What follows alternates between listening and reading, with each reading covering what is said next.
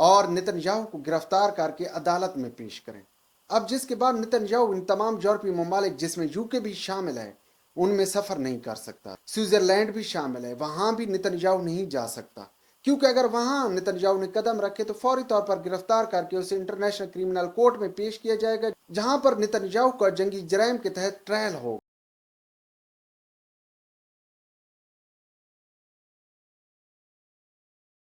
بسم اللہ الرحمن الرحیم۔ پچھلے سال ماہ اکتوبر میں اسرائیل اور حماس کے درمیان جنگ میں اضافہ ہوا۔ اس جنگ میں شدت کے بعد اسرائیل کی جانب سے مسلسل غزہ کو نشانہ بنایا گیا۔ اس جنگ میں غزہ پر اسرائیل نے 75,000 ٹن بارود گرایا، جس کے بعد عالمی برادری اور خاص کر یورپی یونین نے اسرائیل کی حمایت سے ہاتھ اٹھا لیے، اور تو اور بہت سی یورپی کنٹریز نے اسرائیل کو اسلحہ فروخت کرنے والی تمام کمپنیوں کے اسلحہ لائسنس منسوخ کر دیے، جن میں UK اور جرمنی جیسے ممالک بھی شامل ہیں۔ اب جہاں اسرائیل پہلے تنہائیوں کا شکار ہے، وہیں اسرائیل کے لیے مزید مشکلات میں اضافہ ہوا ہے۔ ہوا یہ ہے کہ انٹرنیشنل کرمنل کورٹ نے اسرائیلی وزیر اعظم اور اسرائیلی وزیر دفاع کی وارنٹ گرفتاری جاری کر دی ہے۔ اب جس کے بعد اسرائیلی وزیر اعظم یورپین ممالک اور ان تمام ممالک کے اندر سفر نہیں کر سکتا جو کہ انٹرنیشنل کرمنل کورٹ کے ممبر ہیں۔ اب بات کی جائے انٹرنیشنل کرمنل کورٹ کی، تو انٹرنیشنل کرمنل کورٹ کا قیام 2002 میں عمل میں لایا گیا۔ انٹرنیشنل کرمنل کورٹ کا قیام روم اسٹیچوئٹ معاہدے کے تحت عمل میں لایا گیا۔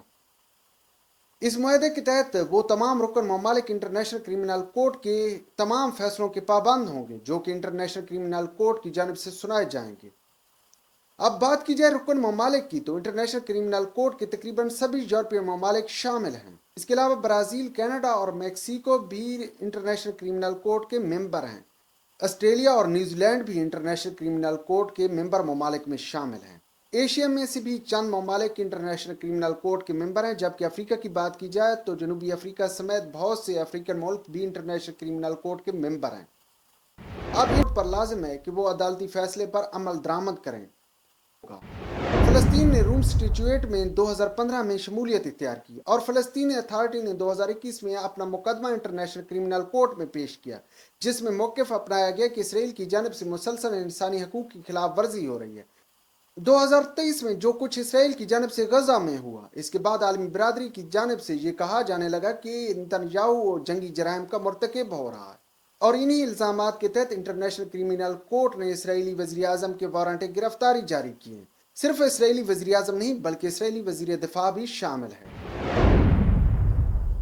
اب جہاں تک اسرائیل کی پہلے بات کی جائے تو اسرائیل مسلسل تنہائیوں کا شکار ہے، بلکہ آپ یوں کہہ لیں کہ اس وقت اسرائیل نے پڑوس میں تو جنگ چھیڑ رکھی ہے۔